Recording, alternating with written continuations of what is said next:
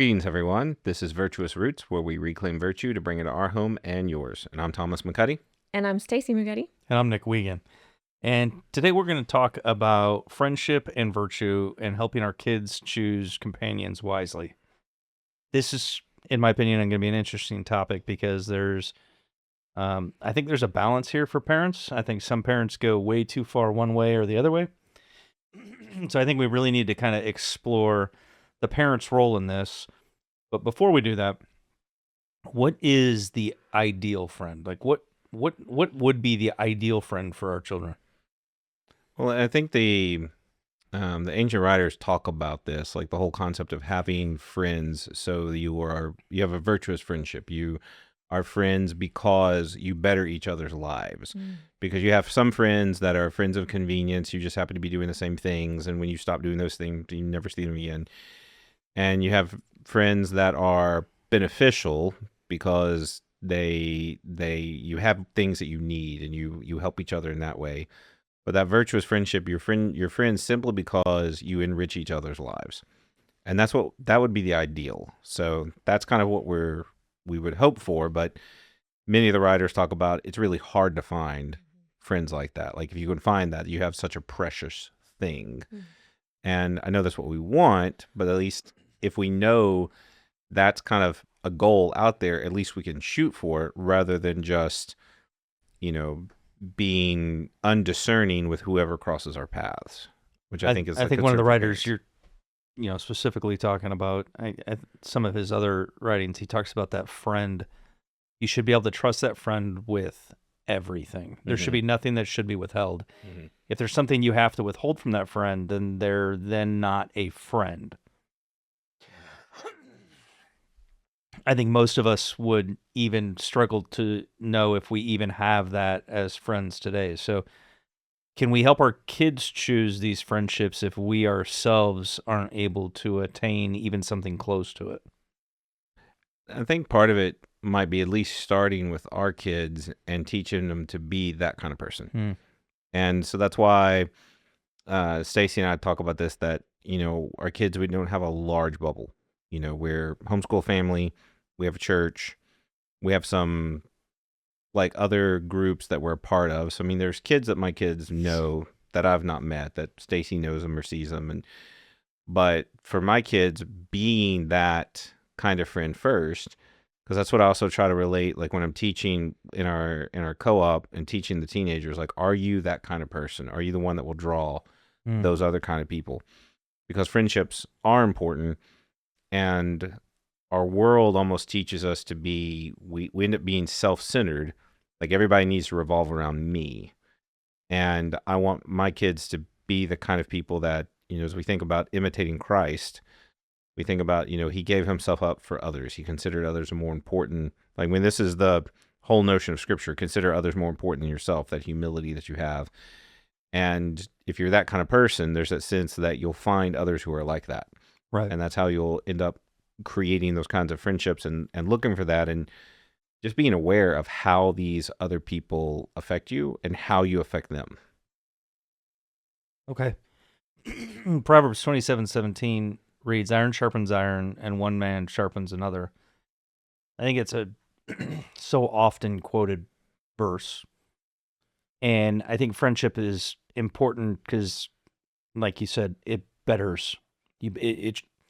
It should better you as a human being. So even in small bubbles or big bubbles, it doesn't matter if you go to a school with thousands of people in it, or your kids only have, 100 people in their entire life that they may be able to befriend. How do you dictate who they can be friends with and who they can't? Because I know many parents try, and leads often to rebellion. So, like, where do we, as parents, is our hand in this, other than training them to be someone that someone would want to be friends with? Where does our hand fall with controlling who they are around and who they aren't? I think it depends on the age of the child. If you're talking about a 5-year-old, you're going to be very discerning and very careful about, who they spend their time with. And, in all things that you are scaffolding the child. You start out with a large amount of support, and then you slowly, pull back on that support and teaching them to be independent and making that decision for themselves. And, having those kind of conversations about what you look for in a friend. And it's not, I think a lot of times, kind of what you were saying, Thomas, is that we think we need to find people that are exactly like us to be friends with. Like, oh, I can't be friends with you because we don't like the same things, or we don't, do the same activities or whatever. But oftentimes the friends that can sharpen us the most are the friends that are different than us and that have had different That's a life fact. Yeah. experiences. And, I think it's just a weird thing that our culture does by, I have to have people that are exactly like me in my circle or whatever. Usually there needs to be something that binds, which, even, Nick and I joke, as different as we are sometimes in our outlooks and our likes, but there's unifying, other than the fact that we're both pastors of the church, like that faith. It's more than that, though. Yeah. There's more. There are lots of places where we're very similar, but I think that's also some of the strength in the relationship. We're also very different Mhm. in other areas. So we're not just an echo chamber to each other. And there is strength, but we also, and I think we've both said this, that we're better for being around each other. True. Yeah, for sure. And I think, obviously not in all ways, but in some ways, you need to approach friendship similarly to a marriage. Like, you don't want to be unequally yoked with a friend. Like, I think with friends, there's a little bit more leeway with that, as far as, like the Bible specifically instructs us, not to, be married to an unbeliever, but there's not a specific, don't be friends with unbelievers. But I think you do have to be kind of choosy in that same kind of way as if it's going to be that person that's going to speak into your life and sharpen you.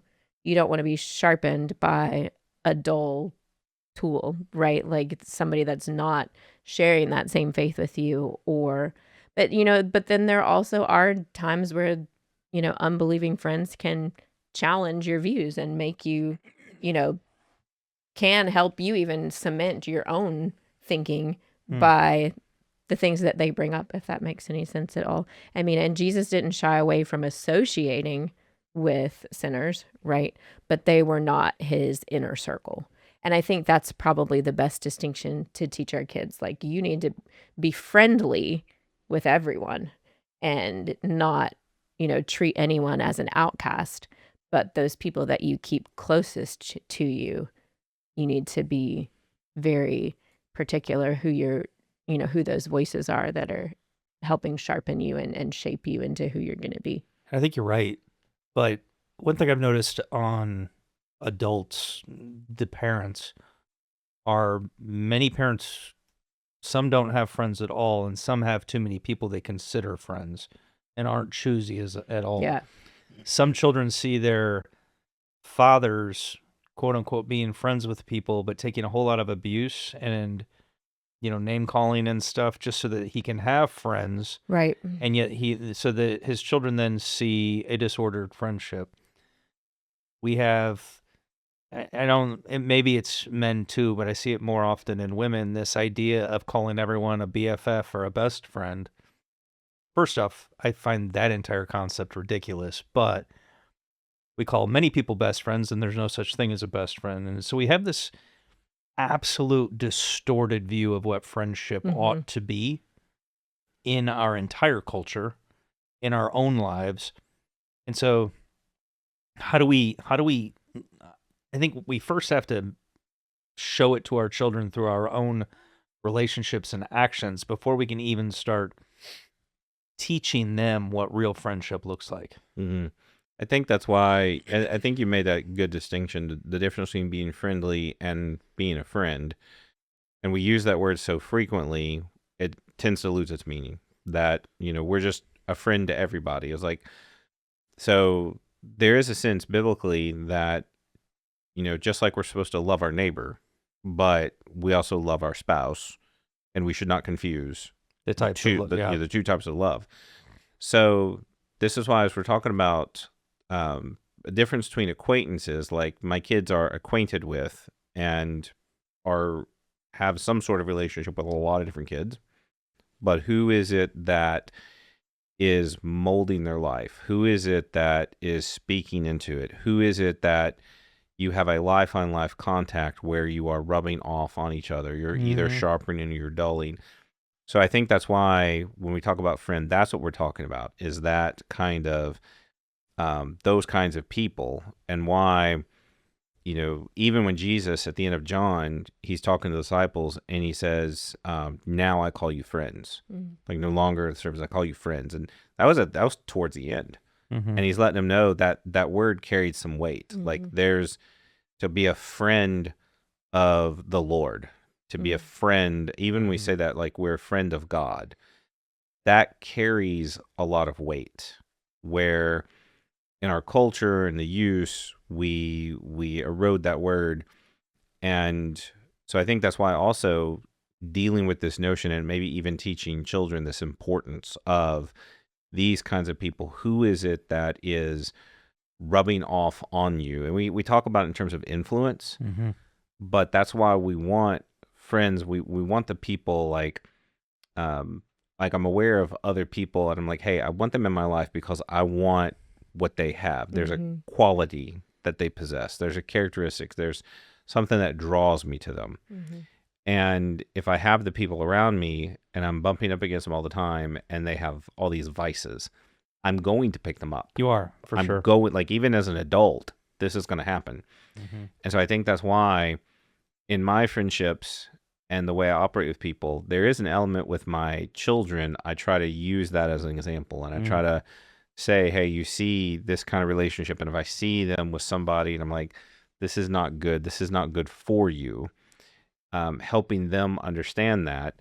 And then, like, even in the case of my own life with adults, it's not just, well, you're not good for me, so I'm cutting you off. There is an element of, and I've had this before with other people, where I have compassion. Like, how can I help them? They need help. They need, whether it's help, like actual, like physical help, or maybe they need a good influence in their life. But how do you, and I think this is what parents have to navigate. How can your children be a light and be salt, but remembering that they're also children. They don't have many times the regulatory powers that adults do. So you're saying, as an adult, we treat those as ministry opportunities. When Right. there's somebody that needs our influence, needs our help, needs whatever we can provide them. Those are ministry opportunities. And we may get friendly, as you said, with them and close with them. But it's important not to get it twisted and mistake that for friendship. Yeah. Because I think many times we mistake that for friendship, and then we face some sort of fallback or fallout from that, and hurt and pain. Yeah. Because like we let it get disordered and misunderstood what it was in the first place. So teaching our children that as well.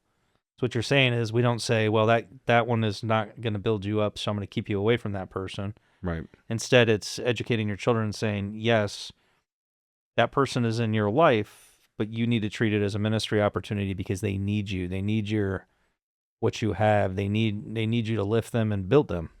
And I think I just, again, want to just make the distinction. I mean, that would be mostly in an instance with like teenagers. Like there's got to be some protection, when they're younger. They're just not capable of, I agree, being that missionary type friend. But I think when we're talking about this situation, you're looking at, and teenagers probably the beginning of when it starts. That can start kind of practicing those principles and being a good influence on others without being influenced themselves. And that's where we get into the virtue of friendliness, which is it's a subset of justice, and it is the kind of virtue where we, justice is where we give to other people what is due, what is owed. Well, how much is owed in terms of friendship? And it was Aquinas and some of the early church fathers, they recognized there's no objective amount of friendliness that's owed, but there is this sense of that, Jesus tells us to be good neighbors, tells us to be good people, to love our neighbors. So there is a sense we do owe other people, like particularly who are in our circles, this sense of companionship, this sense of friendliness. And I think it's even Aquinas was one of those who also cautioned to beware of becoming overly friendly. Like, you need to moderate. There's certain ways to go about this. And I think that's why in our relationships, I don't think we talk about this enough. So this is why it was important for me to bring this kind of thing up, that I think parents just sort of, this is just who we're around. This is just what we have. And like in the case of the kids, like, well, just try to be nice. But there is this element of, like in the case of, we've discussed before, the kinds of stories you read, they're going to impact you. The kind of people you're around, they're going to impact you. And there needs to be some element of discernment, or even sometimes maybe even debrief, like, okay, we see what's gone on. I think this is fair enough to say, because we often joke about, like, when we go and visit relatives, like sometimes you're around relatives and you're like, not the best influence. Okay. There is some of that. They are family and we respect them as family, but sometimes we do have to debrief. Sometimes we do have to recognize. And I think it's fair to look that the scripture warns about the kinds of company we keep. It warns about how, you look at the stories in scripture, the number of people who are brought down because of the bad influences around them. Well, so I want to kind of rewind just a little bit, talking about Aquinas and being too friendly. You can't love too much, right? Right. If it's the rightly ordered love. Can you be too friendly if it's genuine friendliness? If it's genuine and you're seeking God to glorify him through it, can you be too friendly if it's genuine? I think it's the concern is almost like the way some people seem to be in everyone else's life, and just overly almost busybody, I think, is more in the vein of what Aquinas was dealing with. So like outside of what's good and genuine, it becomes disordered. It becomes okay. And so when we teach our children that, I think one of the ways that it's, and what you talked about the debrief, and I think that's good, done well. But how many times do your kids hear you bad-mouthing someone right after you leave, or right after they leave? Or how often do we allow our children to say bad things about others and other children and other adults and other people? And I think if we build this, this behind the scenes for our children, then we're gonna undo the friendliness. Mm-hmm. And so I think we owe them. So this is where justice comes in, right? So we owe it to them. We owe it to others to be friendly, to be loving, to be good towards them, in front of them and behind their back. And I think we need to teach our children the same justice across the board. But so very often we model the wrong thing here. So there's got to be a balance between, and I just wanted to say that because you said about the debrief. I think the debrief is good, done the right way. You debrief concerning the actions, concerning the qualities, not the person. Right. And that's where, because I have some family members who make choices that are different than what our family values. And to be able to say, this idea, this thing over here, what do we think about that? And my kids can recognize that thing is not good, and that's why we do not do that thing. That's just why we avoid this. We love our family, and we love our, even in the brokenness, through the brokenness, all that. And so we don't badmouth the family. It's more of recognizing sin for what it is. I think using them as lessons is great. But I think I just want to make sure that as we say this, that people aren't hearing what we're not saying. Right. And but I know so often it happens because as a pastor, children will say things to me that I know did not originate from their own little mouths. Yes. I know for a fact the children will say things to me that I know directly came from them listening to their parents say things about me. And I know for a fact that is what is going on behind closed doors. Mm-hmm. And so I think this idea of, okay, so how do we teach them to be friendly? And then how do we control their environment to an extent? How do we definitely age appropriateness? I think that's super important. How do we do this? But I think we have to model it well also. Because if our kids hear us talking bad about people behind their back, they're going to do exactly the same thing. Right. Yeah. And out of the mouths of babes will repeat it, and you'll get busted. And your pastor will know you were saying terrible things about them behind their back. And I think going back to, if you have those people in your life who are destructive or really damaging, I think that's where also not being afraid and having the courage, talk about the fortitude, to tell children, hey, we need to separate that. There's reasons that, and it requires discernment. And I know we've talked about this with parents, the virtue of prudence and discernment and knowing the right way at the right time to the right degree, all of those things. It can be so difficult for a parent to balance. But I think that's why encouraging parents, again, when you're thinking through this, recognizing not just to simply react, not to just be passive, but to consider, as we want to raise our children, who they are around is also raising them.